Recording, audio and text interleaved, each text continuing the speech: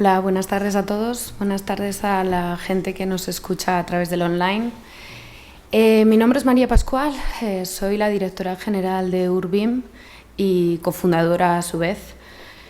Esta tarde vamos a hablar sobre gemelos digitales, modelos digitales, el futuro de la gestión de los datos, centralizando esa información dentro de esos gemelos digitales.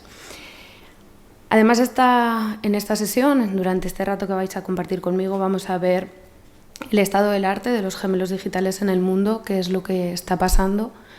Vamos a ver cuáles son las diferencias entre un modelo digital y un gemelo digital y si todo lo que oímos y vemos son verdaderos gemelos digitales.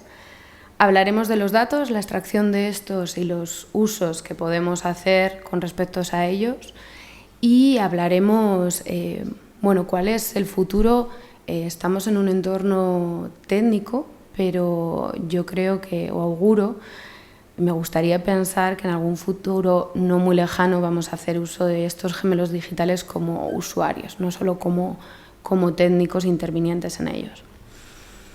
Arrancando un poco la ponencia, hace unas semanas que cuando la organización me invitó agradezco de antemano esto que se me ha pasado antes, preparando la ponencia, como os comentaba, hice un análisis de lo que había en redes sociales, ¿no? Lo que había en Internet a nivel de noticias en torno a los gemelos digitales actualmente.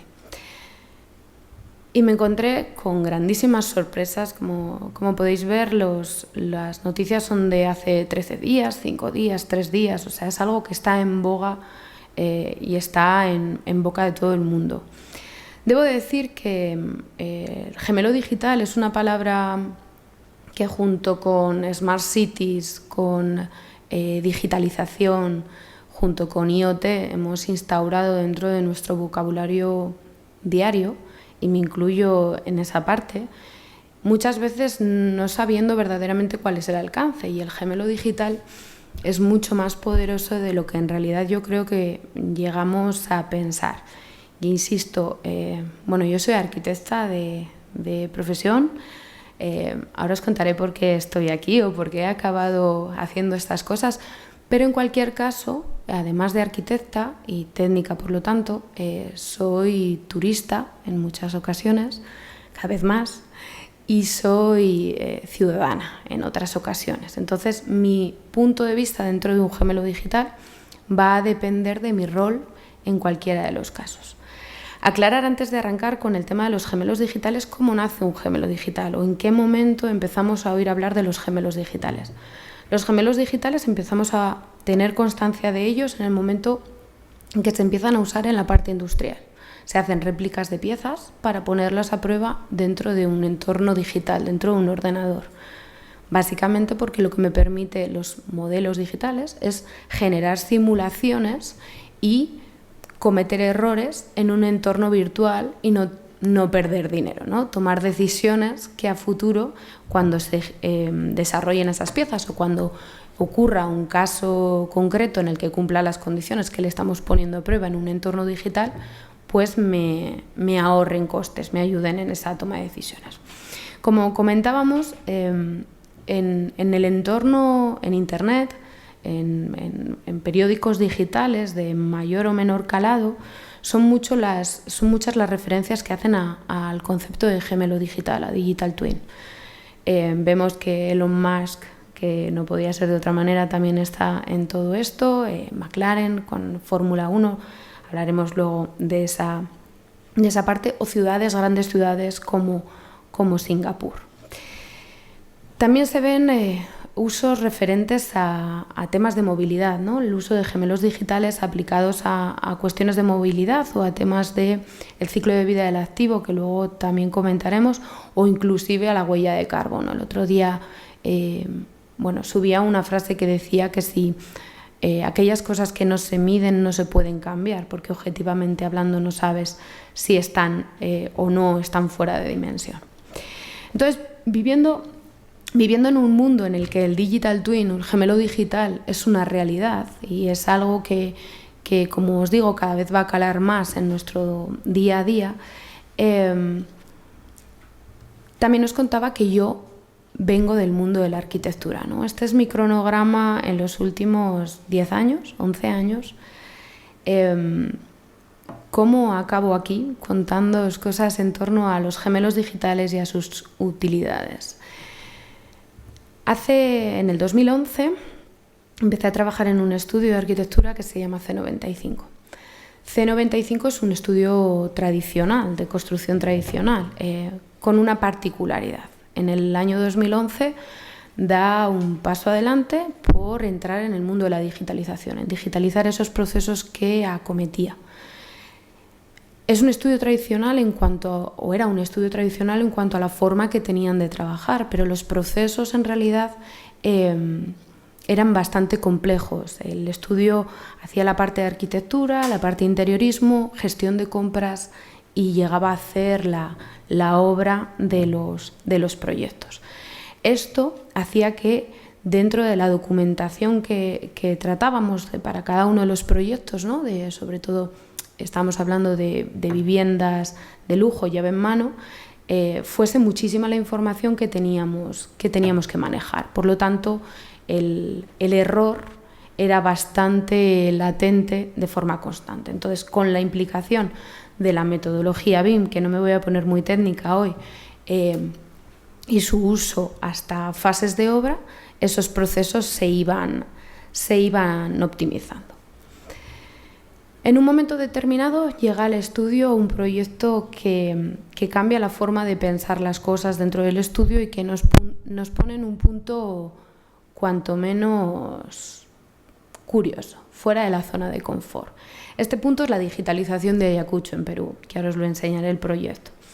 Este proyecto, enfocado desde el estudio, os estoy hablando del año 2018, consistía en la digitalización de 229 hectáreas, más o menos 154 manzanas del casco histórico de Ayacucho, una ciudad considerada de interés cultural y patrimonial por la cantidad de iglesias que tenía, con una casuística un poco particular por temas de terrorismo y deterioro del tema del patrimonio.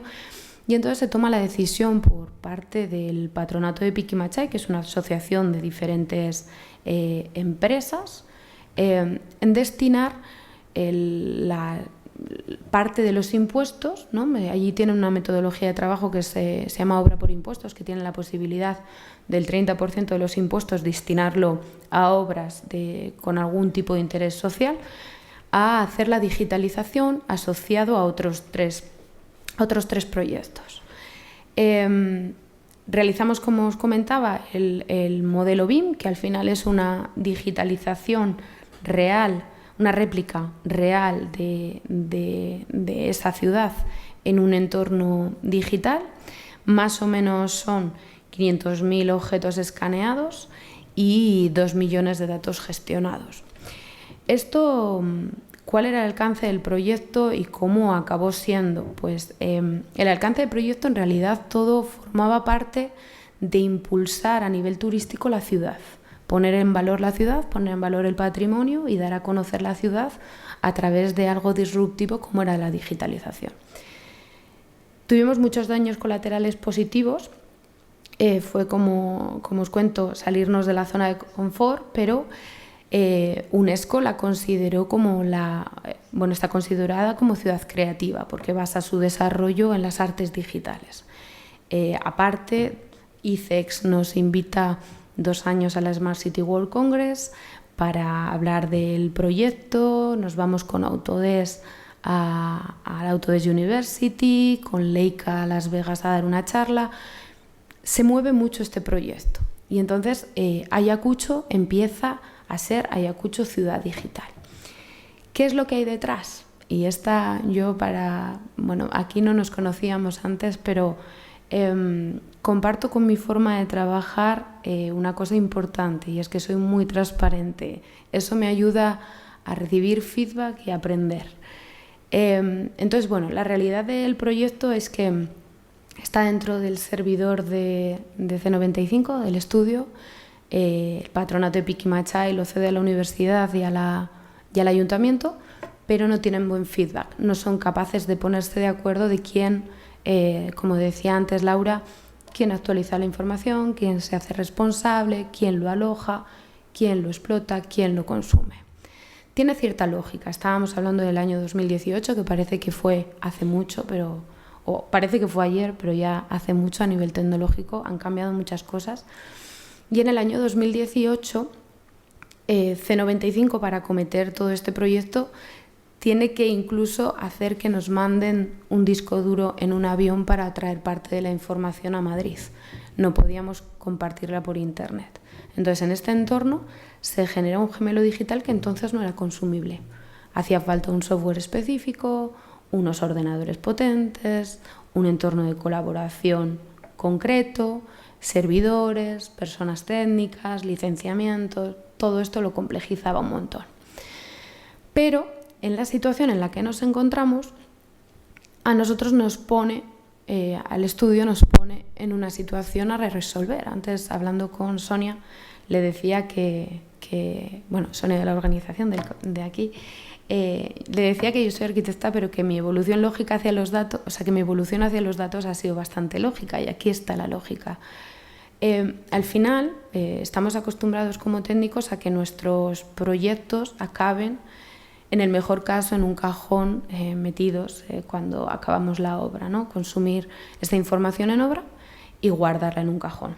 Yo vengo del mundo de obra y en el mundo BIM está pasando exactamente lo mismo.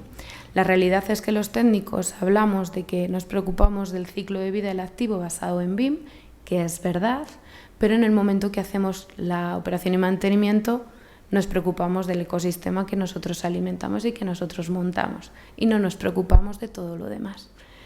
Y yo os he empezado diciendo que soy arquitecta, pero también soy turista y soy ciudadana. Entonces, ¿qué pasa con esos modelos? Tienen muchísimo más valor del que nos hemos planteado, ¿no? Entonces, en este entorno propicio para esto, surge Urbim. Surge Urbim como plataforma, que ahora la hablaremos, plataforma integradora de todos esos datos que me van a permitir poner ese modelo digital que yo acabo en obra o que yo he digitalizado, es profeso para ciertos usos, como es el caso de Ayacucho, ponerlo en valor y al alcance de otros roles distintos hasta el que ahora teníamos contemplado. Entonces, arrancamos Urbim dentro de un estudio de arquitectura, de repente nos ponemos durante 2 años a darle vueltas con una empresa de desarrollo de software, un poco a ver si tenía sentido o no tenía sentido todo esto, ¿no?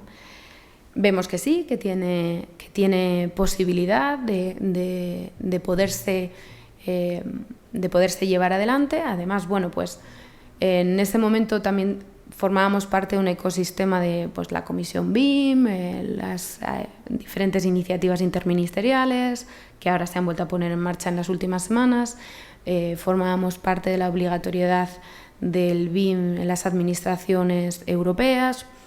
Hay muchísimas obras que se están aplicando con esta metodología, con lo cual tenía sentido ir preparando un ecosistema para recibir todos esos proyectos cuando ellos acaben, ¿no? De aquí a 2 años, 1 año, empezar a trabajar con ellos. Claro, pero dentro de un estudio de arquitectura de repente esto se desviaba totalmente. Entonces estábamos en un punto en el que hay que dar un paso adelante y apostar o perder. Decidimos dar un paso adelante, planteamos un CDT, salió bien, conseguimos subvención, hasta tal punto que ha crecido tanto que montamos una compañía. Esta compañía nos ha permitido seguir adelante con el proyecto, llevarnos el proyecto. Durante este tiempo, como veis, la compañía se forma a finales del año pasado y en enero de este año ya empieza a estar operativa. Y asumir que somos una empresa tecnológica, que ya no soy una empresa de arquitectura, me desligo personalmente de C95 y empiezo a formar parte activa de Urbim. Generamos 2 alianzas importantes, una con KPMG, como para ampliar el alcance a administraciones. KPMG apuesta por el proyecto, y por otra parte, una muy importante para nosotros es pertenecer a la red de destinos de turismo inteligente. es un conglomerado de municipios, de 600 y pico municipios a nivel nacional, que está abanderado por Segitur, por Mincotur. De la mano de ellos sacamos, después del verano, por temas de marketing, la guía de gestión de gemelos digitales enfocados a turismo. Estamos bastante alineados con las ayudas de Next Gen, de la digitalización, veréis cómo un gemelo digital puede acercar el turismo y consumirlo de otra manera. Y bueno, sacamos el MVP, que es el que os voy a contar a inicios de este año. En el 1 de agosto salimos con la beta a mercado para que lo toquitéis gratis, todo gratis. Totalmente abierta la plataforma, un poco para recibir feedback y saber si estamos en el buen camino.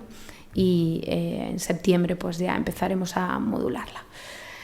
No me enrollo más con cómo he llegado a todo esto, pero sí que quiero arrancar un poco la charla hablando de cuál es la diferencia entre un gemelo digital y un modelo digital, para que no nos den modelo por gemelo.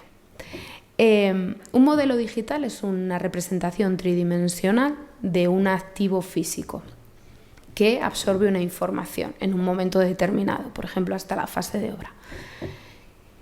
Ese modelo, puede estar durante la fase de obra absorbiendo información de los proveedores, de lo que me está pasando en obra, de la constructora, del ayuntamiento. Puedo ir actualizando, como estaba hablando Laura, todo ese modelo para tener recabada la última información en el momento que finalizo la obra y tener el as-built. En el momento en que lo suelto, es un modelo digital. ¿Cómo lo convierto en un gemelo digital? Lo convierto sensorizándolo o aportándole constante flujo de información in and out. Dentro-fuera, perdón. Esa sensorización puede ser desde nuestros propios móviles, que yo no tengo, lo dejaba ahí. Nuestro propio móvil directamente empieza a generar información en un ecosistema, en ese ecosistema del gemelo. Además, temas de sensórica, de luces, de consumos, que se empiezan a instaurar. Hablaremos un poco más en detalle luego. Y además, esas bases de datos que voy a ir conectando.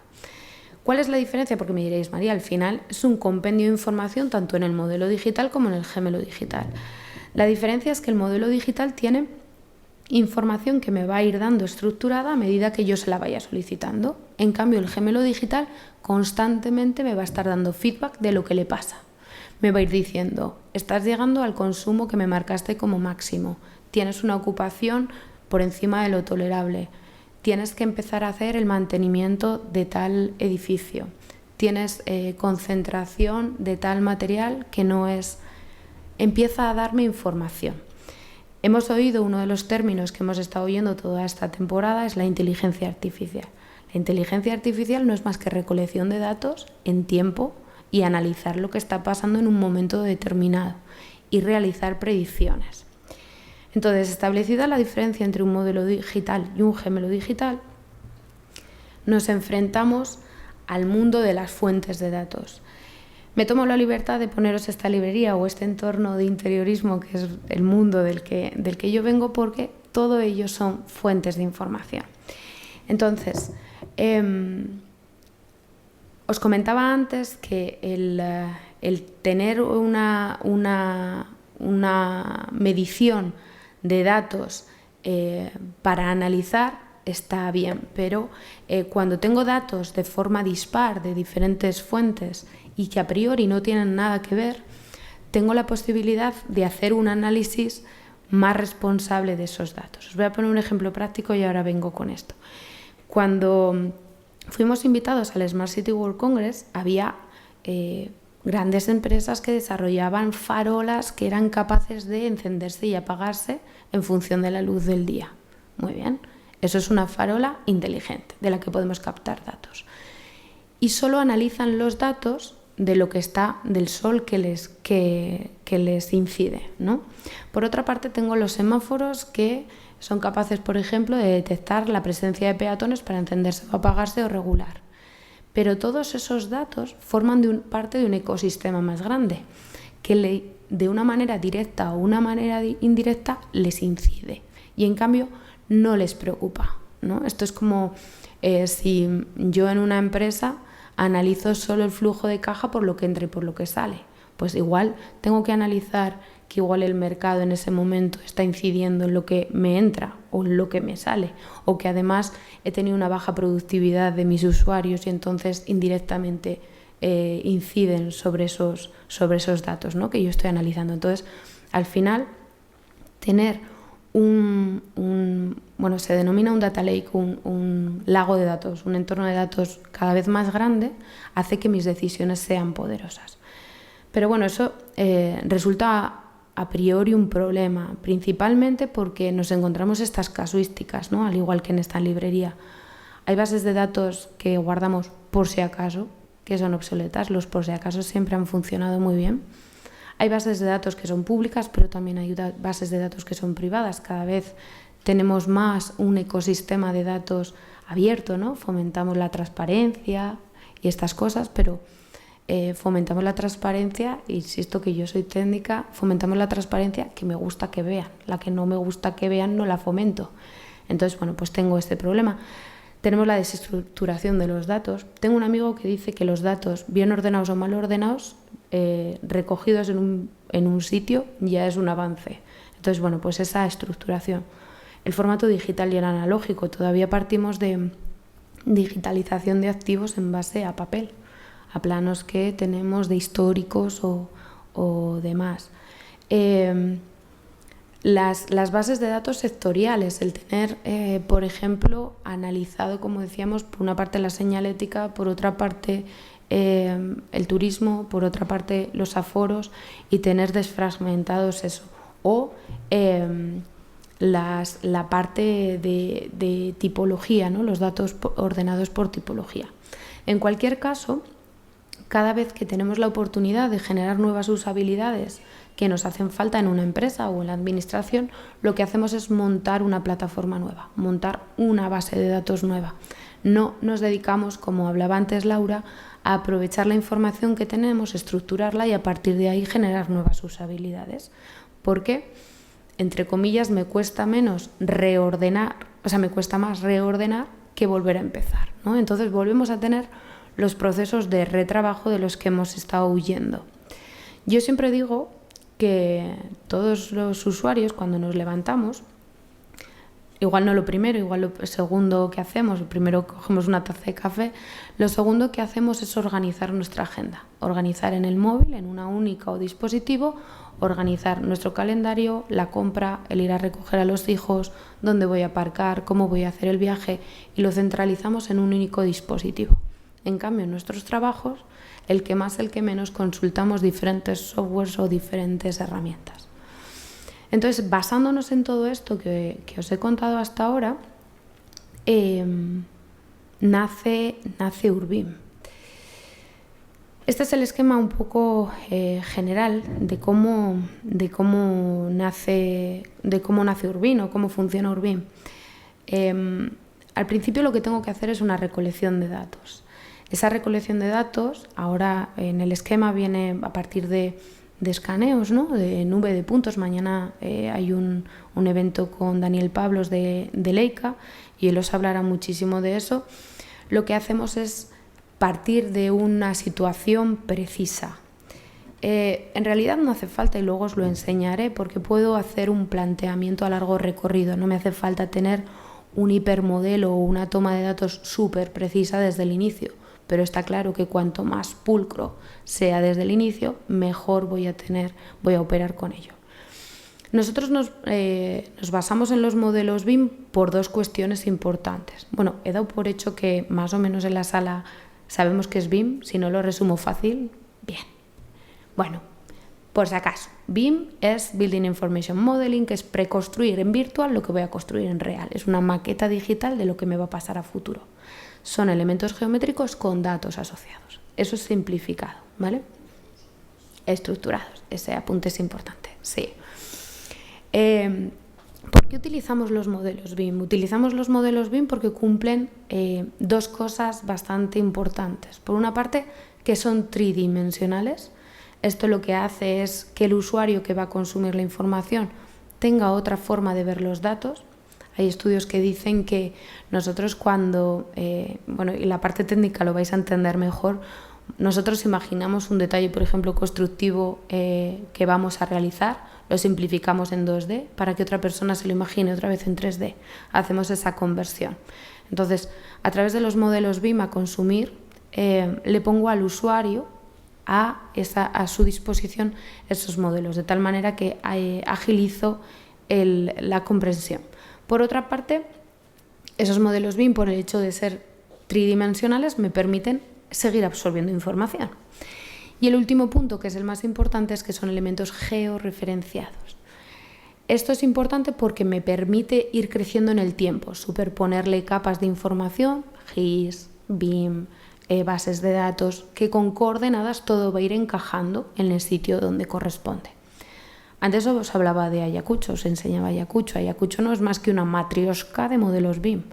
Cojo y superpongo piezas, pero un día haciendo un ejercicio, analizando los datos que yo puedo llegar a tener de una grifería, entendiendo toda esa zona de Ayacucho, contando un baño por vivienda, tenía en torno a una grifería más de 3 millones de datos referentes a fabricantes, por ejemplo. Entonces, la cantidad de datos que yo puedo coleccionar son muchos. Entonces, basándonos en ese modelo BIM, lo meto en el entorno de Urbim y lo que hago es conectarlo a bases de datos. Las bases de datos que se conectan a Urbim básicamente son 3, o las podemos paquetizar en 3. Por una parte, son bases de datos públicas, esas bases de datos que hablábamos, ¿no?, de que comparten los ayuntamientos en su apartado de transparencia. Además, tengo bases de datos como Google, WACE, TripAdvisor, Booking, el tiempo, todos esos datos que también interfieren con mi activo. Por otra parte, tengo las bases de datos privadas propias de cada una de las empresas o compañías o ayuntamientos que empiezan a operar contra el gemelo digital. Y por último, tengo un paquete de datos que voy a ir generando de forma constante dentro de Urbim, ¿no?, que voy a poder, de la actividad que se genera, ir generando esos datos. Una vez que tengo todos esos datos dentro de Urbim, lo que hago es estructurarlos, o los voy estructurando a medida que van entrando, y hemos generado las 3 patas que vais a ver después, que conllevan como primer punto el auditado, que lo que me va a permitir es verificar de forma constante toda aquella información que entra o toda aquella información que convive dentro del ecosistema de Urbim, y por otra parte generar verticales de usos para los diferentes usuarios y diferentes usabilidades generadas en torno a ello. ¿Cuáles son las 4 patas que tiene Urbim? Por una parte, ya hablábamos de integrador, no es una plataforma más. Urbim no pretende que el usuario cambie de software de trabajo, lo que pretendemos es que el usuario conecte su plataforma de trabajo a Urbim y la ponga a disposición de otros usuarios esa información, como forma de win-to-win, ¿no? Esas bases de datos, como os decía, por otra parte es escalable, no tengo que partir de modelos georreferenciados o de modelos geométricos muy dopados de geometría, con muchísimo nivel de detalle e información, ni muchísimo detalle de geometría. Lo puedo ir haciendo gradual. Por otra parte, los módulos, no tengo que en un primer estadio decidir qué quiero hacer de todo con mi gemelo digital, ¿no? Puedo empezar a hacer el mantenimiento, generar luego temas de sensórica y trabajar e incorporarlos, hacer inventariado, hacer participación ciudadana, ir añadiéndole capas de información que formen parte de todo eso y poniéndolo estructurado para los usuarios.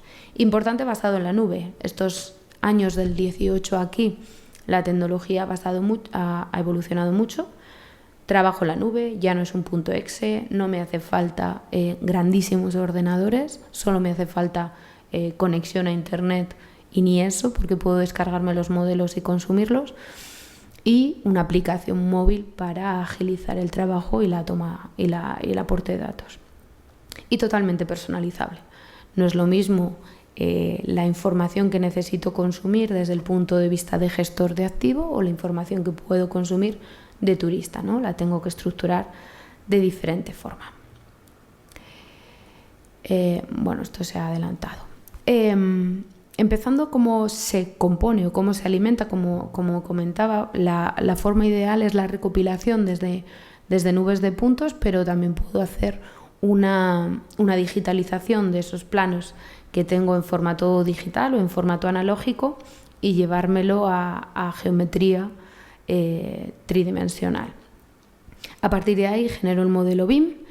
Ese modelo BIM puede estar alojado o bien en una carpeta en nuestro propio servidor o bien subido a la nube, ¿no? Conectamos con este modelo y empezamos a consumirlo. Urbim no obliga al usuario a tener otros softwares. Directamente lo que hago es me pasan el modelo, por ejemplo, lo absorbo, lo veo, lo visualizo dentro de la plataforma y tengo independencia de esos softwares de modelados o de esos CDEs de alojamiento del modelo. Una vez que tengo este modelo, esos modelos veremos después diferentes ejemplos, pero no necesariamente tienen que estar desarrollados desde el minuto 1, como os comentaba. La única diferencia es que yo puedo generar un modelo de boxes, de cajas, que me permite aglutinar información contra esta caja de forma concreta y a posteriori, a medida que vaya desarrollando o que necesite desarrollar porque hago reformas o porque me interesa darle algún tipo de usabilidad, puedo hacer que el usuario o un técnico desarrolle esa parte y complemente el modelo y entonces desfragmentar esa información y asociársela a objetos concretos. A partir de ahí pasan dos cosas en paralelo. Por una parte, el desarrollo de las usabilidades. Cada vez hay más usabilidades por defecto, pero van a ir generándose esos usos y además esa conexión a todas esas bases de datos externas que cada vez más serán commodities dentro de la plataforma.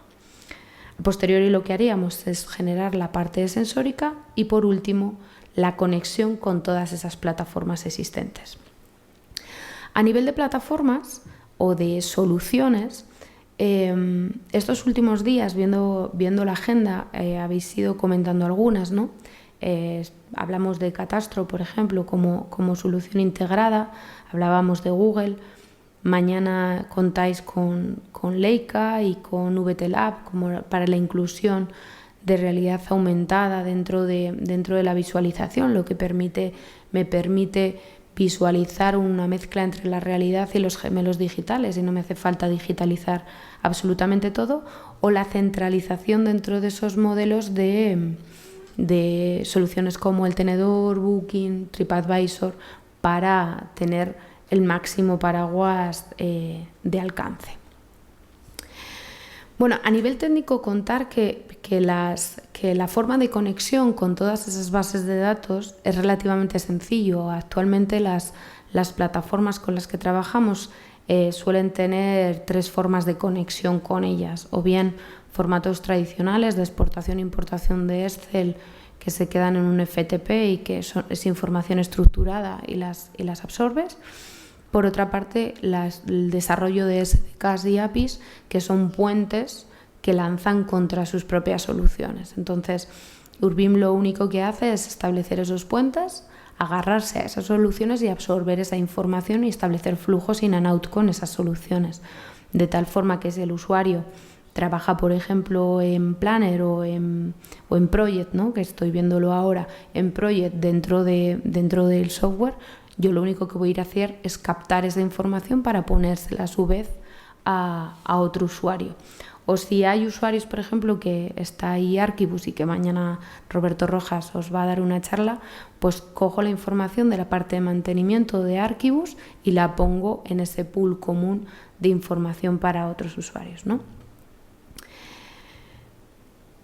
Como decía, desde el punto de vista técnico nos preocupamos de los usos de esos gemelos digitales en el momento en que entramos nosotros, en el momento en que entramos en obra y hasta ese momento que soltamos. Ni que decir que esos modelos BIM han supuesto un antes y un después en la parte de gestión documental, el tener coherencia entre toda esa documentación y a su vez tener ligado todos esos procesos en torno a la obra, ¿no? Desde gestión de costes, la parte de planificación, incidencias contra los modelos, la gestión de pedidos que os comentaba que teníamos que hacernos cargo dentro de C95, o las comunicaciones internas, ¿no? Ya no es el pilar de la derecha de la puerta del ascensor, sino el pilar tal en un punto concreto y una referencia concreta que agiliza mucho los procesos. En el momento en que consumimos esa información, cada vez, como decíamos, ya se va interiorizando más el uso de los modelos dentro de obra. ¿Qué ocurre cuando la obra simplemente acaba y ese activo pasa a formar parte de un ecosistema mucho mayor? Empezamos a tener a las personas como parte de esos activos, temas de vegetación, soleamiento, movilidad, ¿no? Empezamos a tener ese totum revolutum que pasa alrededor de nuestro activo. Hemos visto que el uso de los datos en temas de marketing, por ejemplo, está muy extendido. Analizan los datos a nivel de telco, de los datos móviles de los usuarios, y en función de eso generan en los edificios campañas publicitarias o generan en las zonas campañas publicitarias. En el caso de los activos es eso a lo bestia, en el caso de los edificios es eso a lo bestia, porque los usuarios son una mínima parte de lo que pasa en ese entorno, ¿no? Entonces, comparando un poco, volviendo un poco para atrás de los datos o casos de uso claros que se están haciendo actualmente en los mercados, antes hablaba del caso de McLaren, temas de motociclismo y Fórmula 1, que el que más, el que menos habrá visto, lo que hacen es analizar en maquetas virtuales lo que puede llegar a pasar, ¿no? Y siempre, por cuestiones de competitividad, siempre es en torno a un ecosistema en el que es el usuario o el coche en concreto con todas las condiciones climáticas y de la pista, pero no saben no sabe, por ejemplo, los de McLaren no saben lo que van a hacer los de Ferrari. En el caso de las Smart Cities estamos hablando de que yo sí que voy a saber lo que hacen los de Ferrari para actuar yo en mi edificio, ¿no? Entonces voy a empezar a tener como un montón de información en el que puedo tomar esas decisiones de forma diferente a lo que había hecho ahora. El primer punto que os he marcado es el análisis de datos y el auditado de la información. En el ecosistema en el que me he movido trabajo con grandes gestores, ya sean gestores de hoteles o gestores a nivel patrimonial, ¿no? Y ahora tengo conversaciones muy variopintas de personas o de organismos que gestionan diferentes activos, normalmente en diferentes ubicaciones o incluso de diferente naturaleza, y tienen la capacidad, metiendo la información en un mismo entorno, tienen la capacidad de analizar a iguales o analizar a diferentes. ¿Esto qué quiere decir? En el momento en que yo pongo a una máquina a analizar todos los datos que pasan en este entorno, la máquina es capaz de decirme desviaciones que tengo de un activo con respecto a otro, o decirme actuaciones que estoy teniendo en un edificio, por ejemplo en Zaragoza, que están respondiendo bien a unos cambios, y en cambio los que estoy haciendo, por ejemplo, en un edificio en Madrid no están teniendo los mismos efectos. Entonces soy capaz de analizar esos datos a iguales. O puedo coger y pedirle a la máquina que me haga avisos predictivos o preventivos de situaciones que tengo, ya sea en torno a máquinas o ya sea en torno a rendimientos, por ejemplo, de alquileres o mantenimientos dentro de esos edificios. Como subproducto inmediato de cualquier modelo digital, volviendo un poco a retomar los usos de forma más amplia, está la parte de inventariado. Está claro que cuando yo los tengo en el modelo, soy capaz de añadirles datos y soy capaz de generar listas de los elementos que tengo estructurados. Me sorprende que cada vez más veo licitaciones, sobre todo porque es la parte más pública, licitaciones de grandes empresas o incluso administraciones que todos los años o cada 2 años o cada 3 años sacan el inventariado de sus activos. Hay grandes compañías sanitarias, por ejemplo, grandes grupos sanitarios que hacen eso puntualmente todos los años. Si ellos son capaces de, como decía antes Laura, mantener este gemelo activo, automáticamente cada año van a tener el feedback de forma precisa y concreta y gratis, o sea, porque van a ir generando usos asociados. Desde el punto de vista de inventariado tengo por una parte los catálogos de los elementos de la ciudad, ¿no? Bancos, farolas, etc. Y desde el punto de vista más patrimonial tengo todo el catálogo de elementos singulares. El pensar, os voy a poner el caso más extremo, que es el de una ciudad, pero lo mismo ocurre en un edificio o un complejo más pequeño. En el caso de, como decía, patrimonio cultural, no solo presente, también pasado o futuro, porque puedo digitalizar y virtualizar lo que yo quiera. Entonces puedo hacer simulaciones de cómo fue y hacer que el usuario lo consuma y forme parte de esa información, ¿no? O compartir, por ejemplo, si voy a hacer una actuación dentro de una ciudad, compartir cómo va a quedar eso dentro de un todo dentro de la ciudad. Importante para nosotros la participación ciudadana. ¿Por qué? Porque forma parte no solo de la transparencia, sino esa pata de colaboración que fomenta el BIM. Si yo al usuario ciudadano le doy la posibilidad de darme feedback contra un modelo tridimensional, de que una farola está rota, de que en la puerta de su casa hay una baldosa que es peligrosa, le puedo dar, si yo quiero, le puedo dar acceso a lo que va pasando en tiempo real con esa incidencia. Es como cuando te compras una pizza y vas viendo, la pizza ha entrado en el horno, la coge el repartidor, te la lleva a tu casa y vas viendo en una aplicación los diferentes pasos. Con una pequeña particularidad, y es que puedo meter en ese recorrido de datos, puedo meter a diferentes agentes, ¿no? A la empresa a la que contrato, puedo incluso sacar de forma pública el mantenimiento de ciertos objetos o ciertos paquetes y realizar presupuestos contra la plataforma. Puedo generar ese marketplace de los diferentes usuarios o diferentes agentes. Por otra parte, ramas específicas.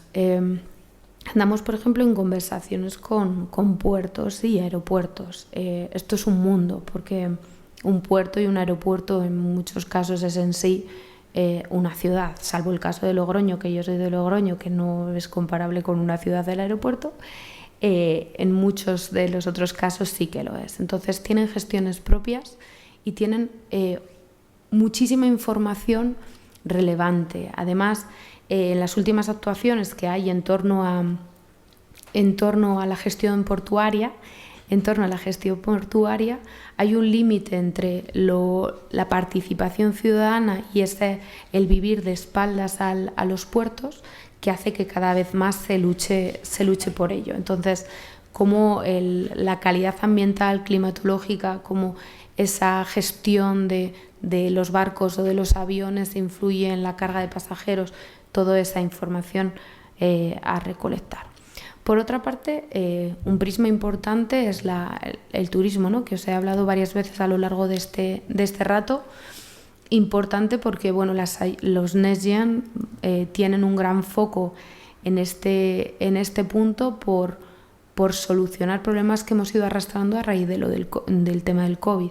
El poner en valor, el acercar al turista el destino incluso antes de llegar. Entonces, conceptos como la gamificación, temas de renting, temas de reservas o tickets culturales, o conceptos como el metaverso, que es un paso más allá, o el uso de esos gemelos digitales, el uso de esos gemelos digitales para la generación de datos de forma virtual. Otro prisma importante son el punto de vista de la movilidad, la integración de datos en ese ecosistema referentes a la movilidad, la gestión eficiente de plazas de parking, de puntos de carga y la disponibilidad, ¿no? Cada vez se hacen más extendidos en las ciudades los patinetes o los vehículos o las bicicletas, sostenibles, con lo cual poner esa capa de información también.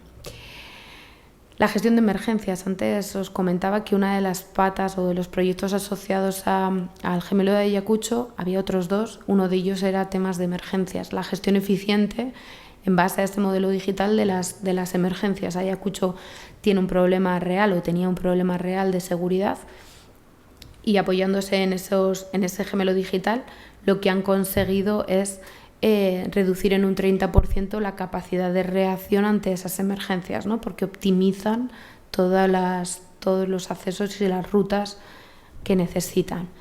Las agendas, ahora estamos haciendo un proyecto para agendar citas médicas en esos gemelos digitales y formar parte de la información que gestiona dentro del activo. Y, en definitiva, el análisis de datos en tiempo real.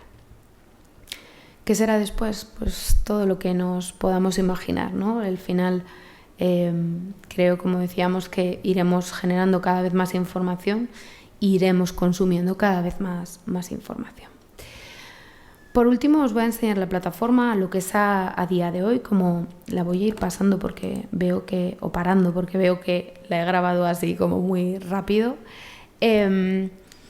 Decía, salimos a demo directamente público, Urbim, el día 1 de agosto, para que podáis trastear todo esto.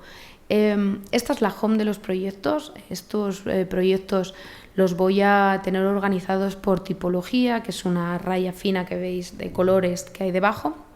Los voy a tener organizados por tipología y por ubicación, lo que me va a permitir segmentar esa información de partida. Siempre voy a tener unas gráficas que me van a permitir analizar datos de lo que estoy viendo. En este caso, a la derecha vamos viendo esos datos de análisis de la información de mantenimiento o la información de cuántos proyectos estoy gestionando por mi cuenta y mi rol. Y datos, por ejemplo, como son la parte de inventariado. Como decía, cada vez que yo modifico, en este caso cuentas que yo gestiono de diferentes agentes, esta información se va a ir actualizando. Por otra parte, el trabajo con ese modelo geométrico. Ese modelo geométrico vais viendo que se van activando unos cajones. Este es el edificio N, es un edificio de oficinas que es propiedad de C95, es el estudio de C95. Entonces se realiza la obra, que es la parte que veis con más nivel de detalle geométrico, en la parte inferior, y en la parte superior el edificio no estaba desarrollado. Entonces lo que hacemos es, de manera muy somera, modelar esos cajones, que son las diferentes estancias, que ya cumplen esas características que necesitamos, que son tridimensionales y que pueden alojar información y que son georreferenciadas, con lo cual es susceptible, como decía, de seguir acopiando información. Esos elementos que están modelados contienen información, ¿no? Que viene, en este caso, viene de proyecto. Entonces se pone al alcance del usuario, pero a mí siempre me gusta decir, voy a volver para atrás, perdonadme, a mí siempre me gusta decir que no es lo mismo una lámpara que yo necesito mantener a una lámpara que yo necesito inventariar. En esta plataforma van a entrar todo tipo de usuarios, como comentábamos. Entonces, por ejemplo, esa lámpara que os va a señalar, a nivel de mantenimiento en sí mismo es un único objeto, lámpara, pero a nivel de mantenimiento es una tulipa, es una bombilla, es un difusor, es un cable, tiene una serie de componentes sobre los que yo en sí mismo puedo operar. Entonces, hasta ahora lo que yo hacía era depender de un usuario que me modelara todos esos subcomponentes para operar sobre ellos. En el caso de inventariado, la lámpara es una lámpara y es una bombilla, no se desgrana mucho más. Entonces, nos apoyamos en un término que se llama piezas, que me sirve para dos cosas. Por una parte, me sirve para dotar de elementos virtuales, como ahora vais a ver, de elementos virtuales a todos esos elementos que tienen subelementos. Entonces yo lo que hago es virtualizar en un entorno virtual, o sea, le doy una vuelta más de tuerca, virtualizo la bombilla, el cable, que son al final líneas de bases de datos. Esa línea de base de datos, por el hecho de existir, ya es operable. Ya me permite que haga mantenimiento contra él o haga cualquier tipo de operatoria contra él. Llevado eso al extremo, está el caso de que lo que estaba enseñando era la información que venía dentro de los elementos y la trazabilidad, ¿no? Un poco de toda esa información. Ahora lo que está haciendo ha generado una pieza, no he visto cuál era, posiblemente pues una bombilla, por ejemplo, y lo que hace es generar un ticket. Esos tickets se quedan referenciados en el navegador y me permite añadirle información, ¿no? Generar roles, quién lo mantiene, para qué fecha, solo, veis, en este punto estoy dándole demasiadas vueltas al vídeo, perdón, igual debería haberlo abierto en paralelo y haberte hecho caso, Miguel, pero bueno. Decía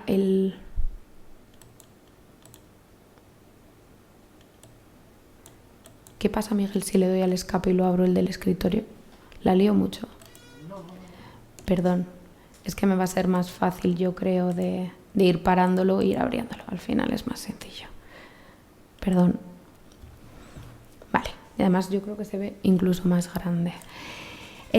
Decía, estos elementos tienen van recopilando el histórico, ¿no? Que es al final lo que me va a dar la parte de inteligencia artificial a futuro. Generaba el ticket, ese ticket era pone reparar cable, entiendo entonces que lo que he hecho ha sido una pieza que se llama cable y filtro para poderlo detectar dónde está. Lo abro y le asigno información. Hasta ahora solo estaba generado, entonces me lo asocio a una persona para que lo repare y toco esa pieza virtual para que opere solo sobre ella.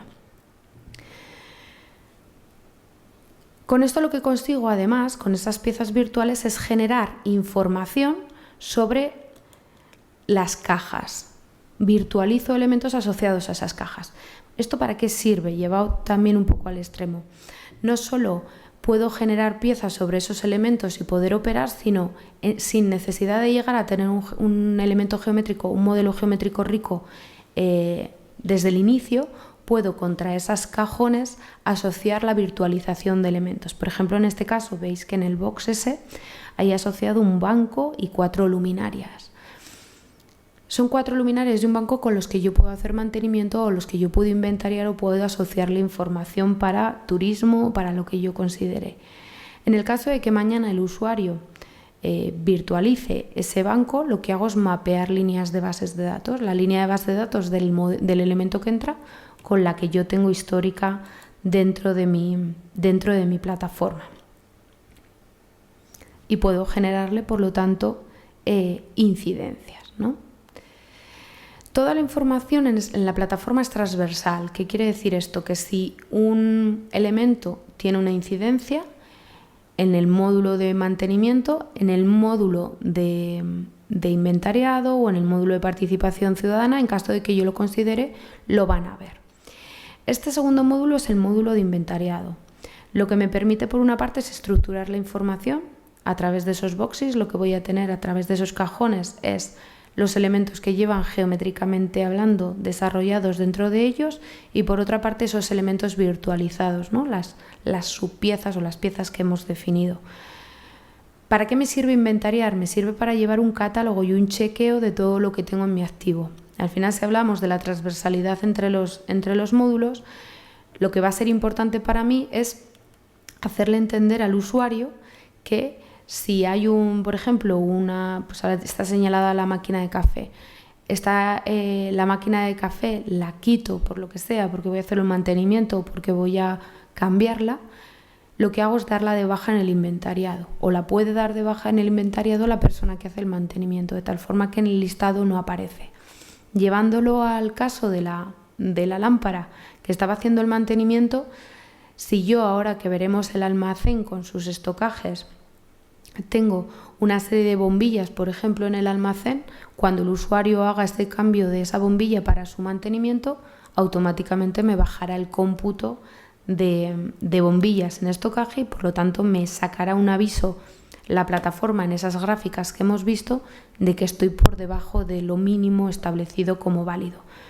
vais a ver que es sencillo. Yo genero los valores. Tenemos a día de hoy formato exportación, importación con formatos de Excel para que el usuario haga lo que la operatoria desde Excel si lo considera y alimente la plataforma. Y por último lo que tenemos es la parte de inventariado, que lo que hace es hacer una foto fija de lo que está pasando en el activo a nivel de objetos, tanto desde el punto de vista de inventario como el punto de vista desde estocaje.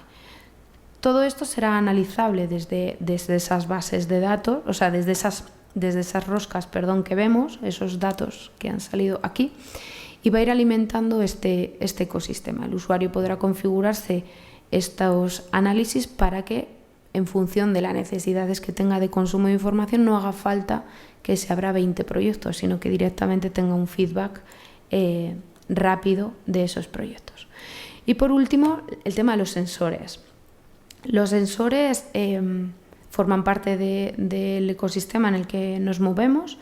El que más, el que menos, tenemos una Alexa, tenemos algún tipo de domótica o sensorización en máquinas o en instrumentos con los que trabajamos, y lo que hacemos es recolectar esta información y ponerlo como una capa más de información dentro del gemelo digital. Con un enfoque claro, es analizar en tiempo real qué es lo que me está pasando en el activo para la toma de decisiones. Si una bombilla, por ejemplo, siguiendo con lo que estábamos hablando, se me fastidia en el último mes 5 veces, soy capaz de analizar todo lo que está pasando en torno a ella como para saber si hay algo vinculante que esté alterando su buen funcionamiento, ¿no? Entonces, en el momento en que yo detecte los parámetros que desencadenan esa consecuencia, directamente operar, poner unos márgenes de maniobra y operar y no llegar a ese extremo. Pues con esto por mi parte acabo. Daros las gracias, no sé cómo he andado de tiempo, creo que igual me he pasado. Daros las gracias, no sé si tenéis alguna pregunta en torno a este tema.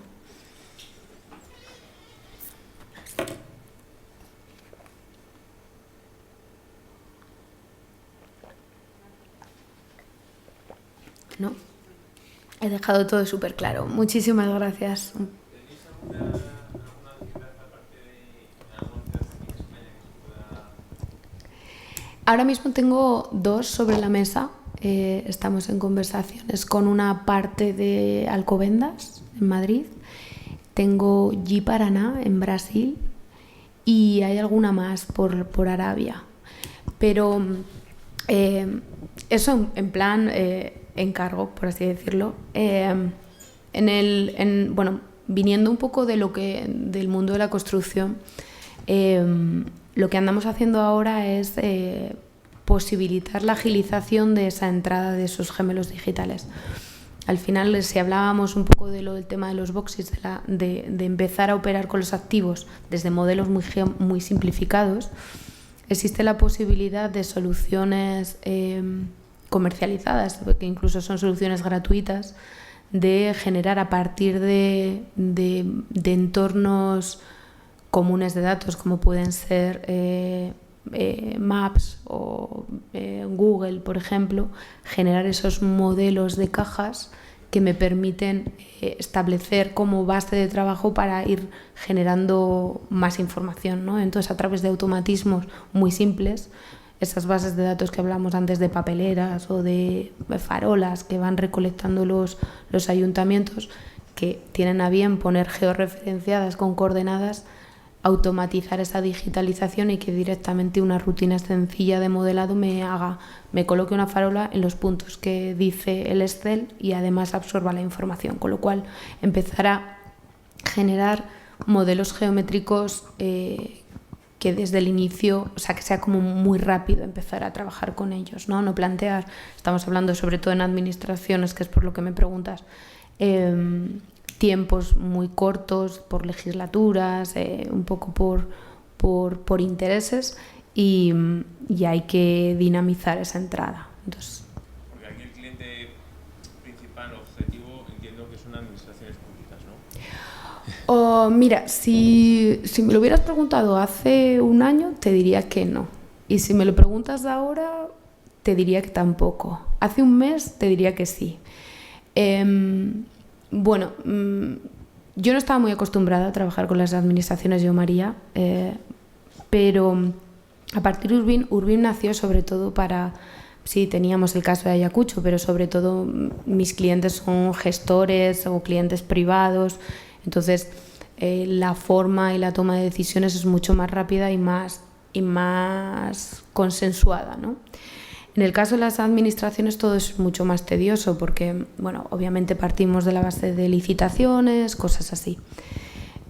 No obstante, se da un poco el ecosistema propicio para que esto se instaure. Sí, yo creo que hay todavía como una labor por parte de los colegios, por parte de gente como yo, de evangelización o de hacer ver cosas que se pueden hacer. Pero, bueno, y la otra parte es la parte de digitalización de los fondos Next Gen, que vienen bastante dados y bastante masticados para solución de gestión de datos basados en gemelos digitales. Lo que pasa es que, bueno, os he arrancado la charla, no sé quién me está oyendo, igual me está oyendo alguien que no debe oír estas cosas, pero no todo lo que hay por ahí es gemelo digital. Entonces, también es verdad que todos los que hay detrás de esas ayudas también se están formando y saben lo que piden y bueno, pues supongo que poco a poco iremos en una línea más allá. No sé, digitalización conlleva desde empezar a utilizar Excel a hacer gemelos digitales, ¿no? Entonces, bueno, llevaremos esos dos caminos en paralelo de momento. Vale, de acuerdo, gracias. Un placer.